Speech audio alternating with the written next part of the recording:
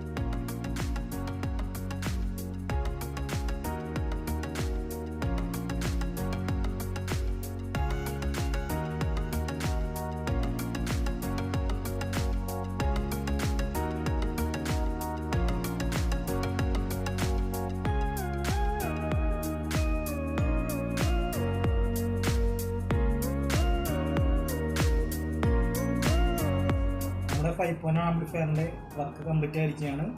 അടുത്തതായി നമ്മൾ ചെയ്യുന്നത് ഇതിൻ്റെ വർക്കിംഗ് വീഡിയോ ആണ്. വർക്കിങ്ങിനായിട്ട് നമ്മൾ എടുത്തിരിക്കുന്നത് സോണി ഡാക്കിൻ്റെ ഒരു മോഡലായ 2 സ്പീക്കറും അതുപോലെ മറ്റൊരു മോഡലിൻ്റെ 2 സ്പീക്കറുമാണ് എടുത്തിരിക്കുന്നത്. അതുപോലെ സെൻട്രൽ ചാനലായിട്ടൊരു അവാർഡിൻ്റെ 8 ഇഞ്ച് ഊഫറാണ് എടുത്തിരിക്കുന്നത്. നമ്മൾ എടുത്തിരിക്കുന്നത് ഓഡിക്സ് എന്ന കമ്പനിയുടെ 12 ഇഞ്ച് ഊഫറാണ്.